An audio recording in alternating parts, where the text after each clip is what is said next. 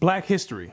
According to the public school system, Negroes were brought to America in 1619, forced to work as slaves on plantations, until one day this great white man named Abraham Lincoln came along and felt bad for the slaves and signed the Emancipation Proclamation in 1863, which freed the slaves. But there were still some bad whiteys in the southern states that passed Jim Crow laws for segregation. Afterwards, there came more whites that felt bad and then gave blacks civil rights in the 1960s, then allowed a black man to have the presidential office named Barack Obama. Now blacks are finally equal to whites. We can all get along. The end. Now, moving right along to our English lecture for the day. I don't think so.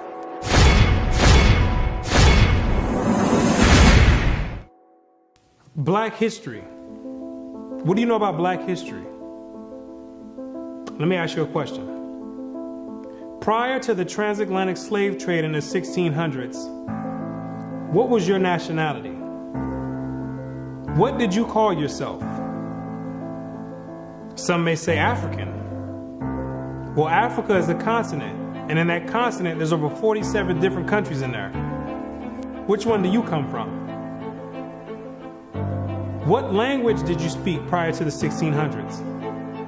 Was it English?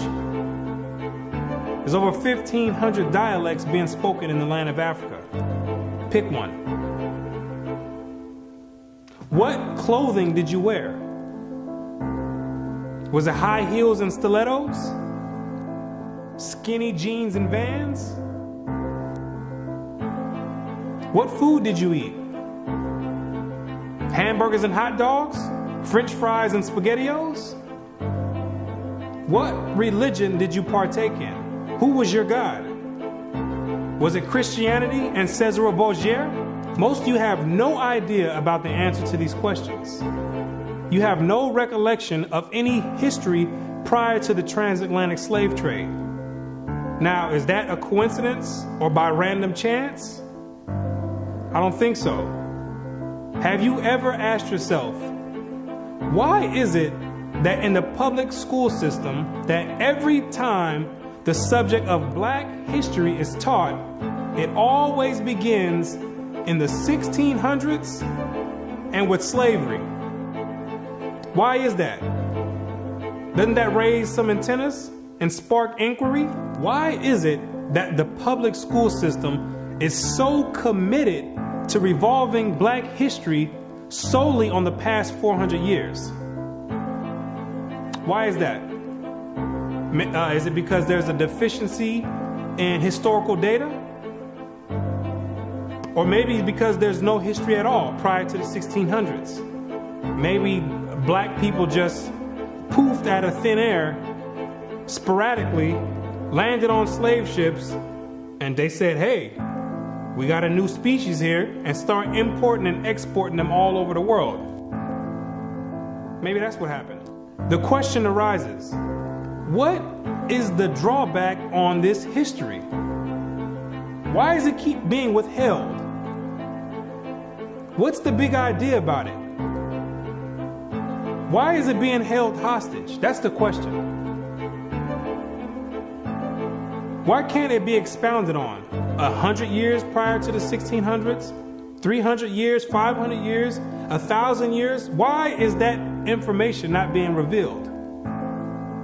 What's the big secret? What's the mysticism about it?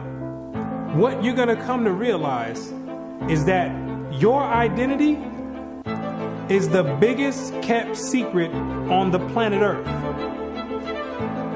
Oh, you thought that NASA and the space station and the secret missions being conducted by them, oh, you thought that was the biggest kept secret on Earth. No, this is bigger than that. You thought that the government and the CIA and the FBI hiding information about UFOs and Planet X and Nibiru and aliens, you thought that was the biggest information and biggest kept secret. No, this is bigger than that. The elite Confederate has spent billions of dollars and constructed an innumerable amount of psychological stratagem to ensure that you never received and acquired this information that's about to be put out. You're about to receive pertinent information from some of the most reputable biblical scholars, historians, and archaeologists. And they all know something that you don't know. And that's your identity. Ham, the youngest son of Noah, born probably about 96 years before the flood, and one of 8 persons to live through the flood. He became the progenitor of the dark races, not the Negroes, but the Egyptians, Ethiopians, Libyans, and Canaanites. Wait, the churches and the pastors, which are set up by the government, all teach in unison a doctrine that all black people come from the seed of Ham. But once you open up scholastic sources, you'll find out that the biblical scholars say something totally different from what's taught in Orthodox Christianity. What do they mean by Ham is the father of the dark races but not the Negroes? The Negroes themselves are a dark race of people, so how can you say that Ham is the father of all these dark races and exclude the Negroes? What are the biblical scholars trying to convey? What the biblical scholars are saying is that you're not African. There's only 4 families according to the Bible that make up the native population of Africa, or the land of Ham. And the biblical scholars know that you don't descend from any one of those 4 families. In order to write that in a scholastic and academic book, the biblical scholars have done extensive and thorough research on both the so-called Negroes and the Africans, the native Africans. And they came to the conclusion after the extensive research that the Negroes don't have anything to do with the native Africans at all. They're 2 totally separate people. In the 1840s, Morton collaborated with George R. Gliddon, an Egyptologist, who provided him with mummy heads and information about the racial significance of Egyptian tomb inscriptions.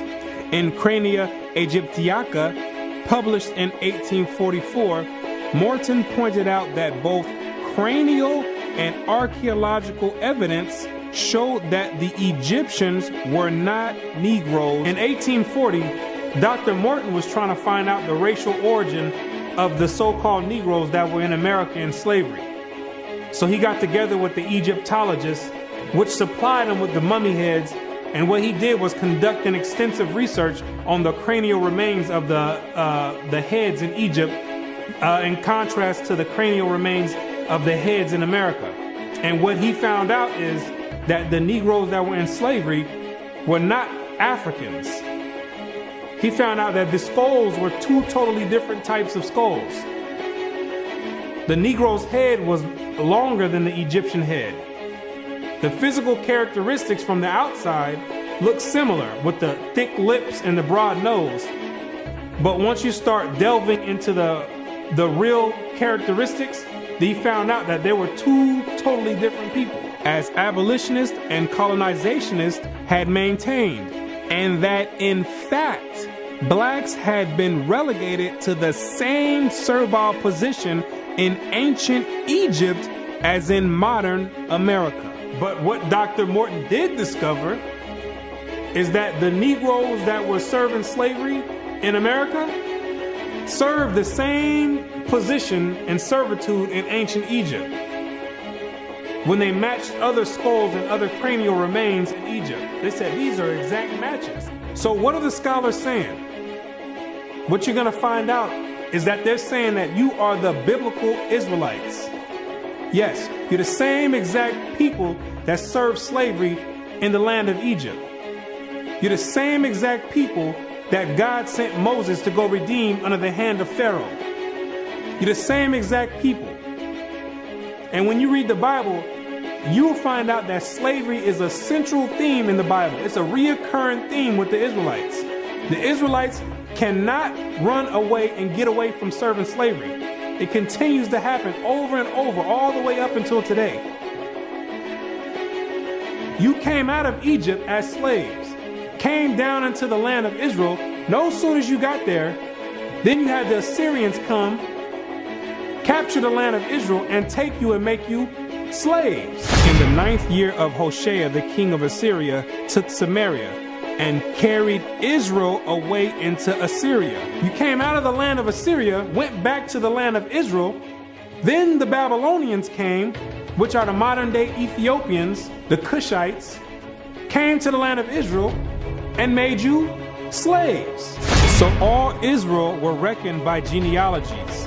And behold, they were written in the book of the kings of Israel and Judah, who were carried away to Babylon for their transgression. You came out of the Babylonian captivity, went back to the land of Israel. Then the Persians came on down there, took the Israelites and made you slaves. For we were bondmen, yet our God hath not forsaken us in our bondage, but hath extended mercy unto us in the sight of the kings of Persia. You came back from the Persian Medo captivity, went back to the land of Israel, rebuilt the temple up. Then the Greeks came on down there, took you and made you slaves, to entreat them that they would take the yoke from them. For they saw that the kingdom of the Grecians did oppress Israel with servitude.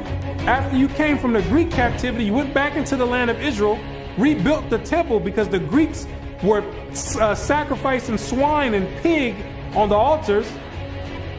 No sooner as you came back to the land of Israel, then the Romans came and had you during the time of Christ as slaves. It was so much slavery going on with the Israelites that Jeremiah himself had to ask, is Israel just put on earth just to be slaves? Is that your whole purpose?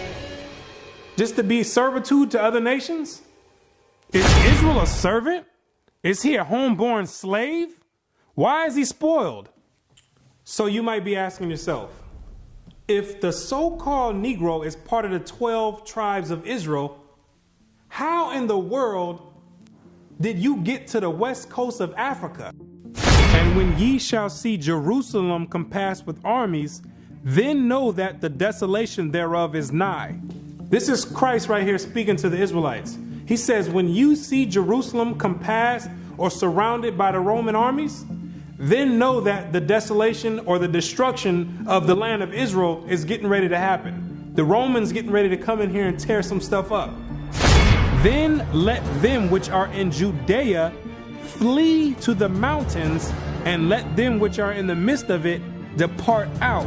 And Christ says, when you see the Romans coming in, you better get ready to flee into the mountains. And what you're going to realize is that the mountains that he was talking about was the land of Africa. It was the same exact place that Mary and Joseph took Jesus when they were fleeing from Herod when he was trying to come find Jesus to kill him. They went right into Africa. And the Israelites went into Africa as well, fleeing from the Romans. In the year 65 BC, the Roman armies under General Pompey captured Jerusalem. In 70 AD, General Vespasian and his son Titus put an end to the Jewish state with great slaughter. During the period from Pompey to Julius, it has been estimated that over 1 million Jews fled into Africa, fleeing from Roman persecution and slavery. The slave markets were full of black Jewish slaves. Over 1 million of you Israelites fled from the land of Israel into the land of Africa, running away from the Romans because the Romans was coming to put slaughter to the Israelites.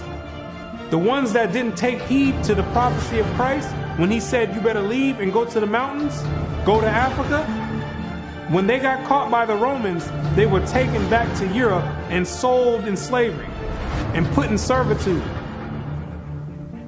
and became gladiators, put in the lions' dens. The pagans and the Romans attacked the Jews indiscriminately. Both the Jewish soldiers and the uninvolved peaceful population without mercy. As a result of this merciless attack, Many Jews fled to those parts of northwest Africa known as Tunisia, Algeria, Morocco, and Mauritania. Many other Jews fled to other areas where Rome did not have any jurisdiction.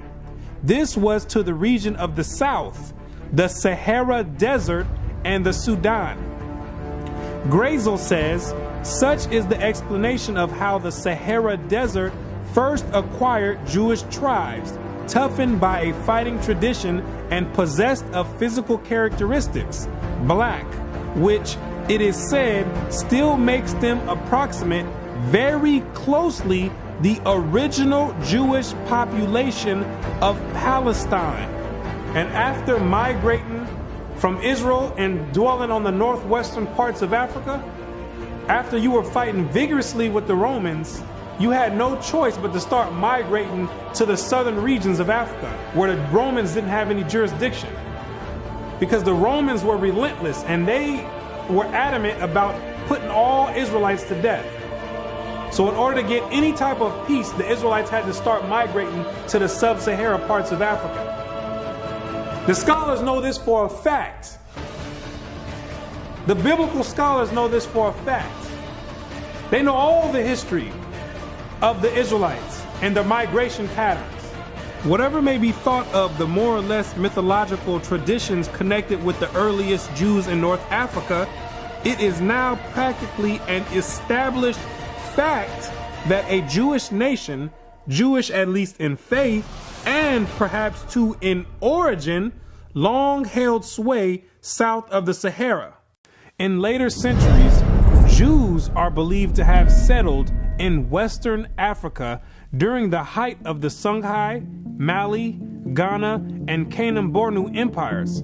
According to accounts from explorers of the region, several powerful Jewish families of the Songhai Empire were of Jewish origin. Some accounts place West African Jewish communities in the Andu forest of Dahomey, south of Timbuktu.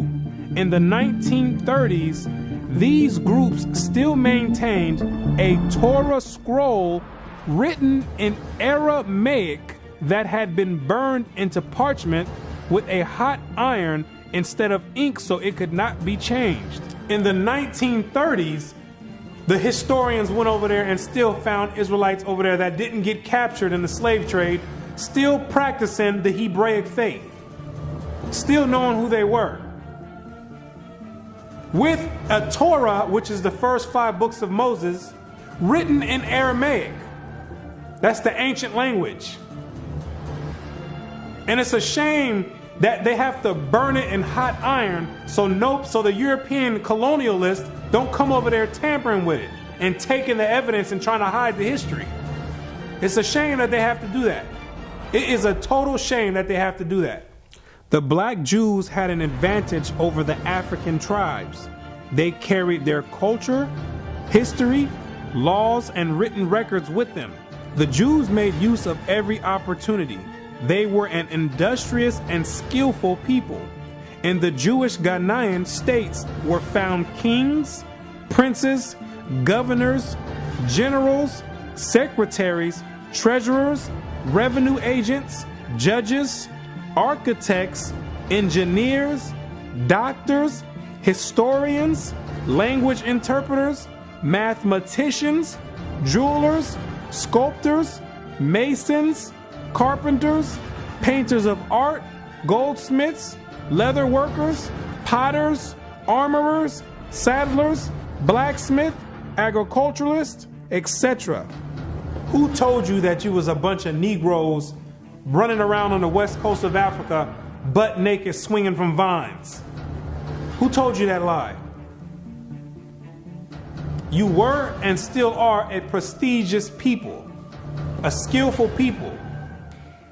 The decline of Jewish communities of the West African Maghreb most likely began with the influx of Arab invaders into North Africa starting in 640 CE and later into West Africa in the 1300s and 14 CE. So after you had established communities and empires on the west coast of Africa, after the 7th century, that's when Muhammad and his band of thugs came down there to the West Coast with the Quran in one hand and a sword in another one. And they were forcibly converting the Israelites into that nonsense Islam. Yeah, I said it, nonsense Islam, because that's not what we were dealing with. That's the Arabs' religion.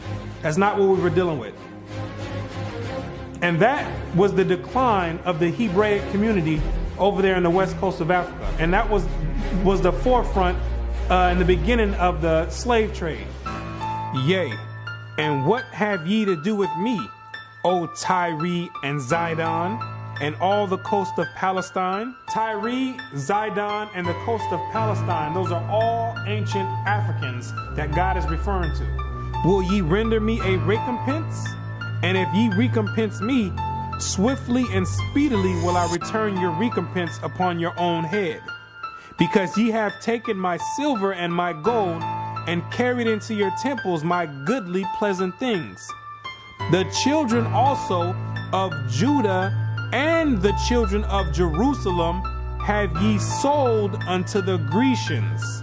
The Africans got together with the so-called Grecians or the Europeans, and they commenced in selling the Israelites that were dwelling on the west coast of Africa in slavery. There's your slave trade right there in the Bible. Both buyers, Europeans, and sellers, Africans, saw the people traded into captivity on the African coast as outsiders. Now, why did those Africans see you as outsiders? Because you were some people that migrated and encroached on their land. They knew you were not the same exact people. The customs that you had, the way you moved, they knew you were not the same people, so they had no problem commencing in a slave trade with the Europeans. Do you be crazy to believe that Africans were selling their own people? That makes no sense at all. When the Europeans put that in the textbooks, they're using technicalities, saying Africans sold other Africans. When they're using technicalities, what they mean to say is native Africans were selling Israelites that were living in Africa. It'd be no different if somebody wrote history of 500 years from now and say there was a slave trade that happened here in America. Say black people got together and start selling white people to the Chinese. If somebody with the same mindset that the Europeans have wrote history 500 years from now, they would say Americans were selling other Americans to the Chinese. When it's two totally different nation of people living in America. You can't just say Americans sold other Americans. Two totally different people. It's the same exact scenario on the west coast of Africa. There are both oral and written explanations that trace the origin of the Igbo. And the most tantalizing is an association of the Igbo to the Hebrew race. This assumption is based on the fact that Igbo culture has many similar traditional customs like that of the Jews. Similar customs are observed in marriage negotiations, childbirth and circumcision, restitution, attitude to totem animals and taboos, as well as hospitality to others, especially to strangers, etc. The Igbo are therefore said to be the split and lost group or tribe of Israel that refused to wander further northeast with Moses, but preferred going down southward. The Igbo people have many Jewish traditions. Naomi Katz, the current Israeli ambassador in Nigeria, and others point to their possible ancient Israelite origins. See, the scholars, they've done their research on the Igbo tribe, extensive research. And they've compared the traditions of the Igbo tribe, and they've matched them up to the biblical traditions of the Israelites. And they said, whoa, these are strikingly similar. The only way that these people could be practicing the Hebraic faith this close is if they were the biblical Israelites themselves. So you may ask yourself, what is the significance of the Igbo tribe to the so-called Negro in the Americas? When you do the research, what you're going to find out is that the Igbo tribe is one of the main sought-out tribes that were captured and sold in the transatlantic slave trade and came right here to America. The British were the major buyers before they banned their own slave traffic in 1807. They were replaced by the Portuguese and the Spanish for as long as the traffic continued here. The majority of the captives were speakers of Igbo dialects. You can hear me clearly, Rabbi. Let us have your name once more. My name is Rabbi Yehuda Ben Shomer. Okay. Well, is it okay if we just called you Yehuda? Yeah, that's fine. Today? Okay, yeah, that's great. fine. No problem at all. I'll go on even further to say this, that the slave trade is actually connected to Deuteronomy 28, because the majority of the slaves that were brought to the Caribbean islands and brought to the Americas were Igbo people, were people of Hebrew and Hebraic Israelite descent, if you will. And so if you read Deuteronomy chapter 28, it matches perfectly what happened to the Hebrew slaves, the black Hebrew slaves, during the slave trade. It just matches it perfectly. Back up now. I think we just rung a bell here. Hold up now. Okay. Hold up. Hold the presses. Okay. Hold up. I hope everyone is listening to this. This is you about to rock some boats now, Ben Yehuda there. Hold up now. Listen to what he's saying here. So you are saying that there's a great chance, or more so, that the black people that links directly to the slave trade are from the lost tribes of Israel. Is that what you're saying here, sir? Yes, I am. Now, granted, I will qualify that I don't. Wait a second. I don't believe that every single black person is Hebraic or Jewish, but I'm saying that the majority of the slaves involved in the slave trade were Hebrews. These people knew exactly who they were buying and selling, both the Africans and the Europeans. The Europeans, which are the Romans went after 70 AD, they went conquering, and they done hid themselves under different nationalities after they done conquered the native people that were in those lands in Europe. Hid themselves under the French, under the British, under the Portuguese. They're the same exact Romans. And all they're doing is continuing the agenda that was put in place in 70 AD. When they came down there looking for the Israelites. It's the same exact agenda. And carrying it forward to today. It's the same exact agenda. They knew exactly who they were aiming for. It's not by coincidence that all the history matches up perfectly with the Bible prophecies. It's not a coincidence. And then they push a doctrine on you in church talking about it doesn't matter. So then you never go and look for this information. Now you see exactly why they don't put none of this in black history, why they don't go prior to the 1600s. You start digging prior to the 1600s, and then you find out you come or descend from the Igbo tribe. You start doing your research. Well, let me find out a little bit more about this Igbo tribe. Then you find out that the Igbo tribe are known as fact descend from the 12 tribes of Israel. So then you say, hold on. Something's not right here. That's the exact reason why they don't go prior to the 1600s. You're not supposed to find out this information. They're supposed to keep renaming your nationalities every few years to cause confusion and to have you confused, not knowing who you are. Each year, something else come out. First you called Negro, then you called color. Then 10 years later, they switch it to African American. It's all by design. Now you have to be asking yourself, if you are supposed to be the people of God, the chosen people of God, why is it that he continues to allow you to keep going into slavery after slavery after slavery? And why does he have you building up everybody's civilization off of the back of your slave labor.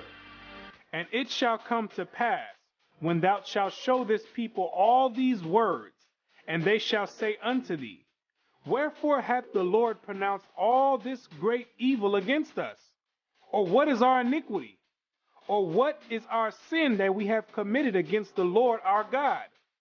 Then thou shalt say unto them, Because your fathers have forsaken me, saith the Lord, and have walked after other gods, and have served them, and have worshipped them, and have forsaken me, and have not kept my law. What you're going to realize is that when Moses brought you out of the land of Egypt and you entered into the wilderness, you entered into a covenant with the Most High God, the creator of everything you see in heaven and in earth. You entered in a blood in and blood out agreement with the creator. And he kept his end of the bargain, but you never kept yours. And he took the book of the covenant and read in the audience of the people. And they said, All that the Lord hath said, we will do, and be obedient. And Moses took the blood and sprinkled it on the people and said, Behold, the blood of the covenant, which the Lord hath made with you concerning all these words.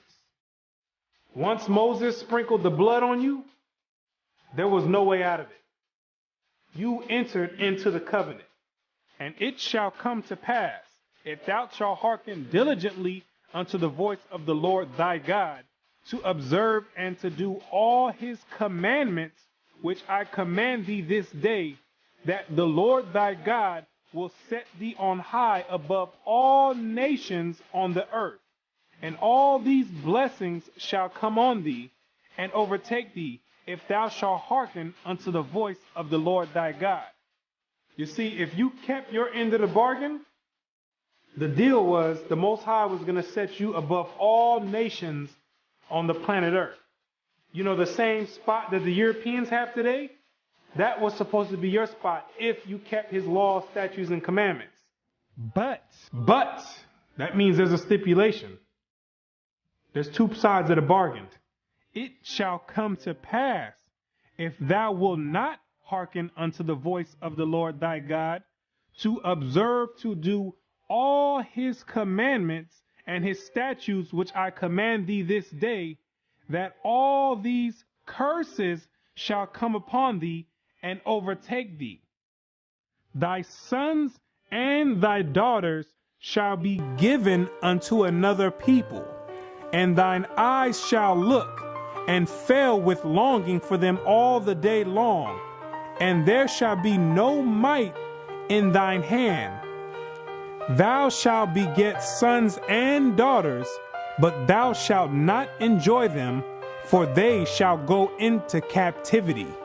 The stranger that is within thee shall get up above thee very high, and thou shalt come down very low.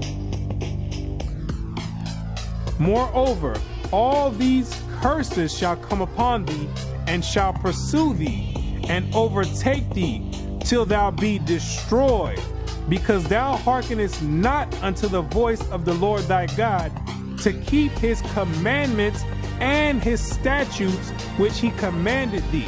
And they shall be upon thee for a sign and for a wonder, and upon thy seed forever, because thou servest not the Lord thy God with joyfulness and with gladness of heart for the abundance of all things.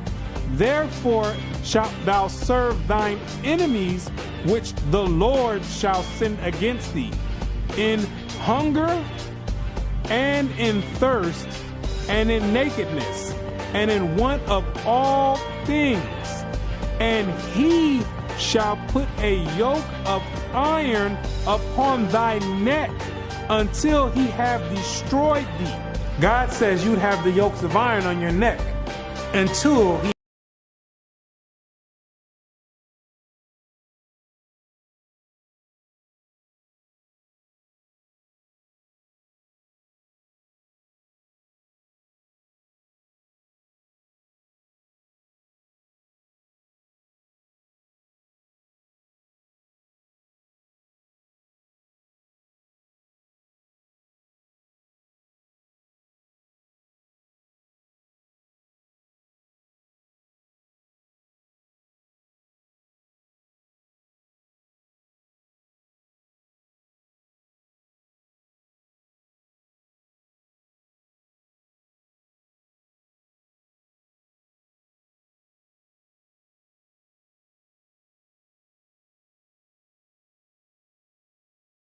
I want to hear you say your name.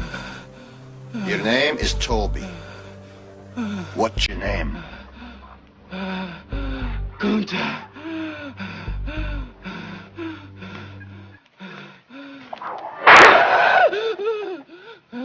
Lord God, help that boy.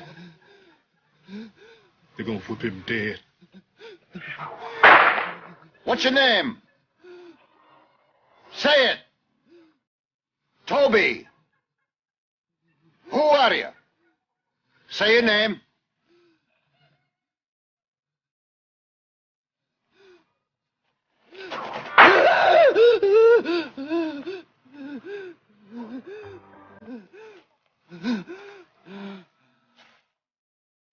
What's your name? Toby. So that the man that is tender among you and very delicate, his eye shall be evil towards his brother, and toward the wife of his bosom, and toward the remnant of his children, which he shall leave. You wonder why it's black on black crime? You didn't keep your part of the covenant. You wonder why black men always leave the children? You didn't keep your part of the covenant. Also, every sickness and every plague which is not written in the book of this law, them will the Lord bring upon thee, until thou be destroyed. Why are you number one in HIV? You didn't keep your part of the covenant. Why are you number one in hypertension and high blood pressure? You didn't keep your part of the covenant. Why are you number one in high cholesterol? You didn't keep your part of the covenant. Why are you number one in diabetes? You didn't keep your part of the covenant. Why are you number one in all negative effects across the board? You didn't keep your part of the covenant. And the Lord shall scatter thee among all people, from one end of the earth even unto the other. And there thou shalt serve other gods, which neither thou nor thy fathers have known, even wood and stone. And among these nations shalt thou find no ease, neither shall the sole of thy foot have rest. But the Lord shall give thee there a trembling heart, and failing of eyes, and sorrow of mind. And thy life shall hang in doubt before thee, and thou shalt fear day and night, and have no assurance of thy life. In the morning thou shalt say, would God it were even? And in the evening thou shalt say, would God it were morning?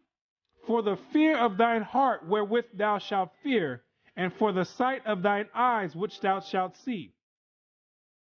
And the Lord shall bring thee into Egypt again. The word Egypt in the Bible means bondage or slavery. I am the Lord thy God, which have brought thee out of the land of Egypt, out of the house of bondage. So when God says he's going to bring you into Egypt again, he's saying, I'm going to bring you into slavery again with ships. But this time you're going with ships, packed up like sardines in a can. By the way whereof I spake unto thee, thou shalt see it no more again. And there ye shall be sold unto your enemies for bondmen and bondwomen, and no man shall buy you. And God says no man shall buy you. Back in the biblical days, you would be able to buy or redeem a slave by payment. But God says no man is going to be able to redeem you out of this slavery. This last one I bring you to, this last Egypt, nobody's going to get you out of it. Marcus Garvey tried to get you out of it, didn't work. Martin Luther King tried to get you out of it, didn't work. Malcolm X tried to get you out of it, didn't work. Louis Farrakhan tried to get you out of it, didn't work. Al Sharpton tried to get you out of it, didn't work. Why? Because you are still breaking the covenant.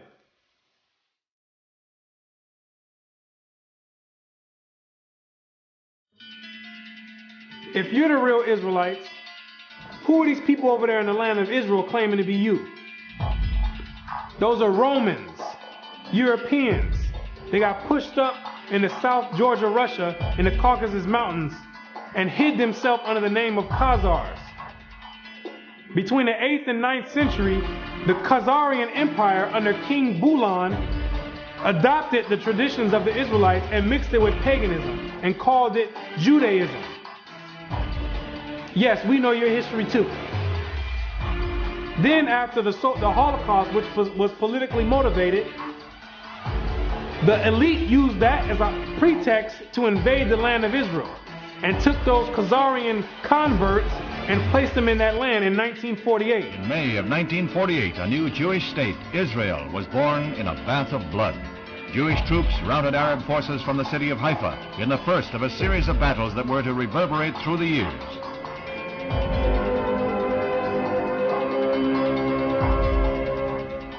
In the year of independence, fighting was fierce in the Negev desert area. Here, Israeli troops routed the Arabs and took hundreds of prisoners. Meanwhile, on May 14, 1948, the new government, headed by David Ben-Gurion, is installed in Tel Aviv. Thus, for the first time since the Roman legion destroyed Jerusalem in the year 70 AD, the Jewish people have a nation of their own. United Nations teams accompany Israeli soldiers under the white flag to retrieve the bodies of soldiers killed in the continuing strife with Arab troops. The UN was able to effect some uneasy pacts calling for a truce, but skirmishes continued to break out. Dr. Chaim Weizmann joined Premier Ben-Gurion in the government. The Jewish patriot became president as Israel went before the United Nations to seek a place in that world body.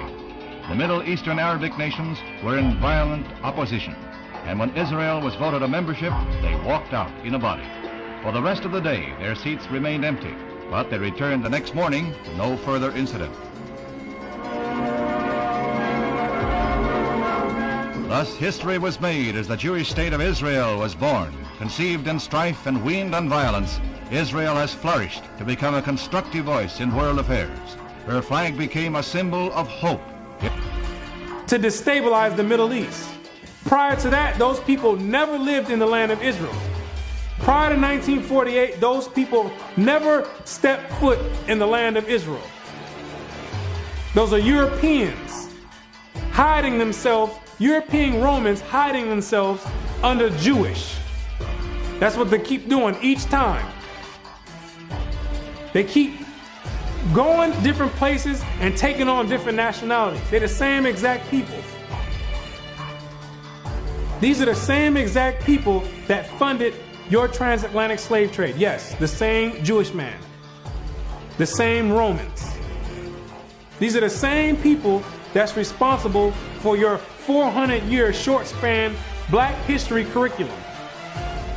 These are the same exact people that control the media outlets and push rap music on the whole Black community and support it and push it on the forefront.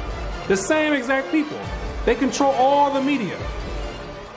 These are the same exact people that are responsible for your Christian churches in all the neighborhoods in the Black community.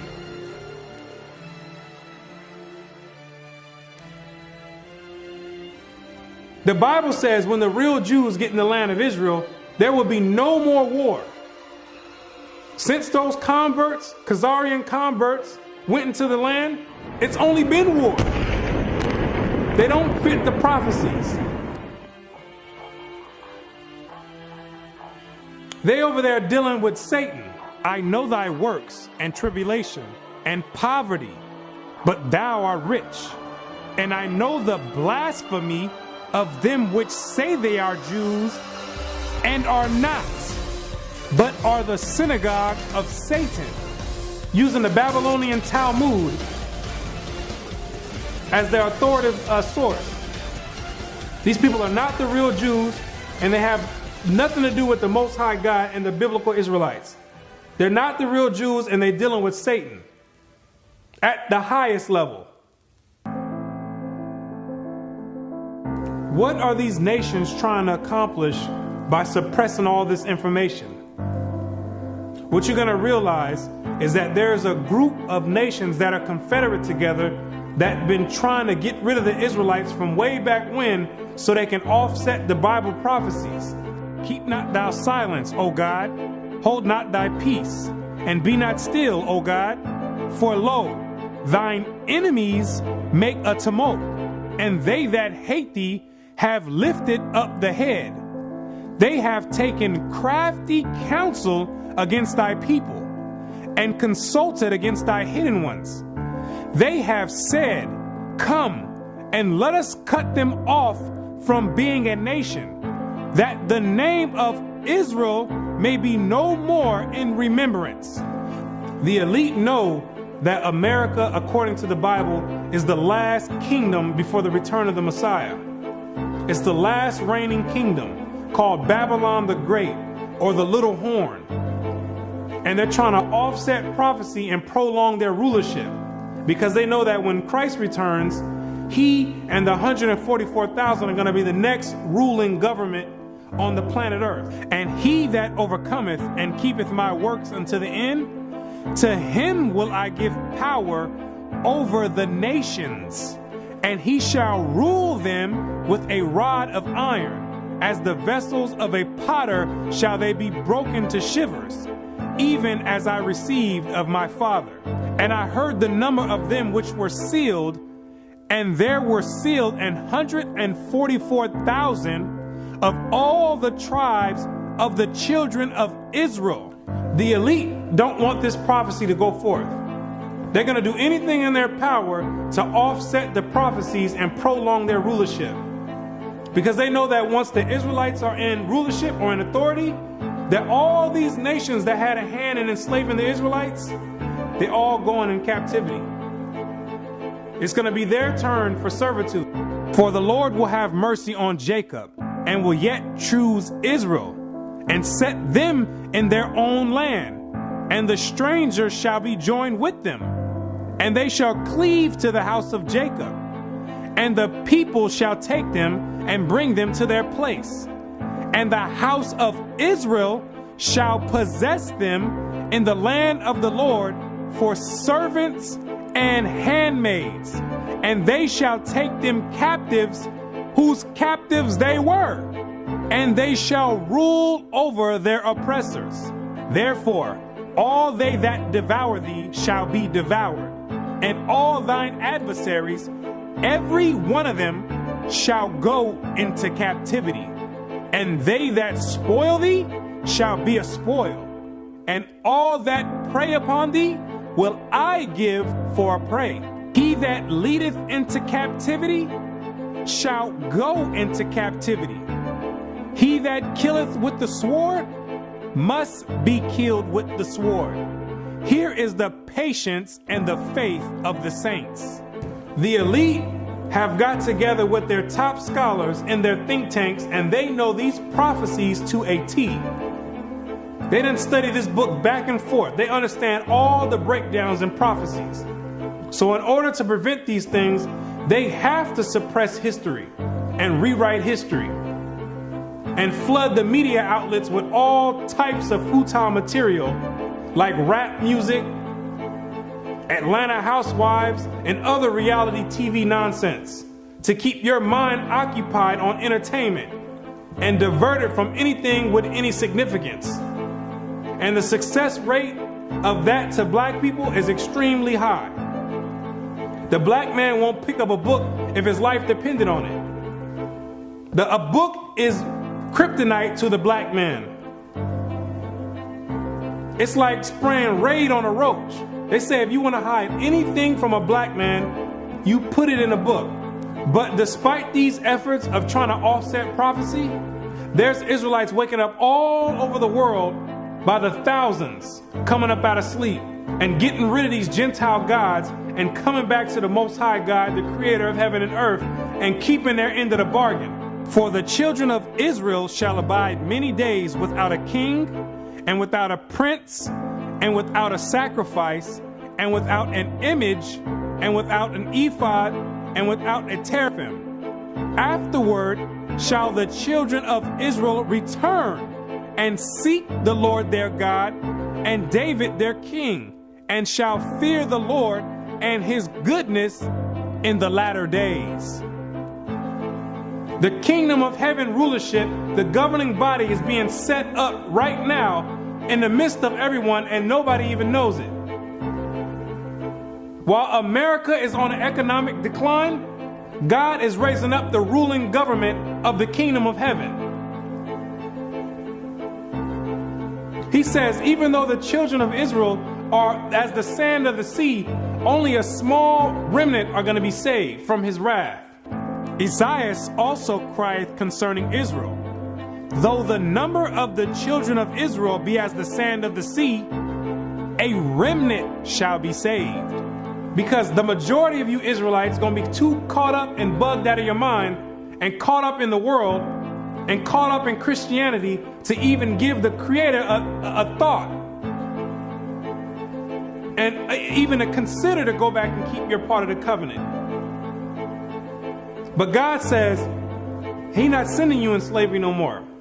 He says, if you didn't learn this time from all the captivities you've been under, if you didn't learn from getting your backs whipped, if you didn't learn from being hanged, if you didn't learn from having your sons and daughters sold, He says, I'm not bringing you into captivity no more after America. This is the last captivity.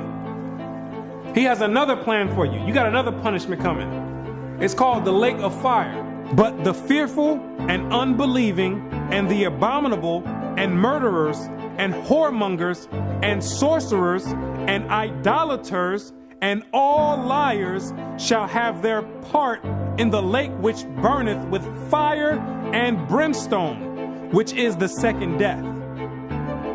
And you're going to be there for a very long time. But to those that have an ear and come back and return to the Heavenly Father, He's going to make a new covenant with you. For finding fault with them, He saith, behold, the days come, saith the Lord, when I will make a new covenant with the house of Israel and with the house of Judah. The Bible says that the new covenant is with the Israelites, not all nations. He made the first covenant with you, and He's making the next covenant with you as well. Not according to the covenant that I made with their fathers in the day when I took them by the hand to lead them out of the land of Egypt, because they continued not in my covenant, and I regarded them not, saith the Lord. For this is the covenant that I will make with the house of Israel after those days. What does it mean after those days? It's talking about when you get into the wilderness. Yes, you have to go to the wilderness again. The same way when you came out of Egypt and you went into the wilderness and made the first covenant is the same exact way when you come out of America, which is the modern Egypt, you're going to have to go into the wilderness again. And I will bring you out from the people and will gather you out of the countries wherein you are scattered, with a mighty hand and with a stretched out arm and with fury poured out. And I will bring you into the wilderness of the people, and there will I plead with you face to face, like as I pleaded with your fathers in the wilderness of the land of Egypt. So will I plead with you, saith the Lord God. And I will cause you to pass under the rod, and I will bring you into the bond of the covenant. The covenant is going to be made after Christ returns. That's the new covenant. Then in the new covenant now, you're still under the same exact covenant you made when you came out of Egypt. That's a binding covenant right now. I will put my laws in their mind and write them in their hearts. And I will be to them a God, and they shall be to me a people. And God says He's going to put His laws in your mind. Yes, those same laws that your Christian church teachers are done away with. Those are the laws that are going to govern the kingdom of heaven. The same way America has their laws that govern America, the laws written in the Bible in the first 5 books of Moses, those are the laws that's going to govern the kingdom of heaven. Those are the same exact laws that you promised and made a pact with the Most High saying that you would keep, and you refuse to keep to this day. That this is a rebellious people, lying children, children that will not hear the law of the Lord, which say unto the seers, see not, And to the prophets, prophesy not unto us right things, speak unto us smooth things, prophesy deceits. Yet the number of the children of Israel shall be as the sand of the sea, which cannot be measured nor numbered. And it shall come to pass that in the place where it was said unto them, ye are not my people, there it shall be said unto them, ye are the sons of the living God. In these same exact places where you were scattered for a reproach and called by different names like African American, Negro, and colored people, and where you were told in church that you were a Gentile, in these same exact places, it's now being told to you that you're actually the children of Israel. Prophecy is being fulfilled right now. It's up to you now to make a choice. Either you're going to come back and keep your end of the bargain, or you're going to still stay out in the world. And if you stay out in the world, the only thing you can look forward to is weeping and gnashing of teeth. The Most High is extending out his hand one last time. It's either you're going to repent and come back, or you're going to die in your sins. You can hang on to whatever you want. You still want to worship the Gentiles' gods? You go for it. The Gentiles can teach that the law is done away with. They wasn't back there in the wilderness, and they wasn't back there with the blood sprinkled on them. They wasn't under a covenant. They weren't back there saying, we will obey. You did. The Most High never gave them no laws to keep, but he gave it to you. He showeth his word unto Jacob, his statutes and his judgments unto Israel. He hath not dealt so with any nation. And as for his judgments, they have not known them. Praise ye the Lord. So there's no punishment for them not keeping the laws. But there's a great punishment for you not keeping it. So it's time to decide. Either you're going to be in or you're out. But now you know who you are.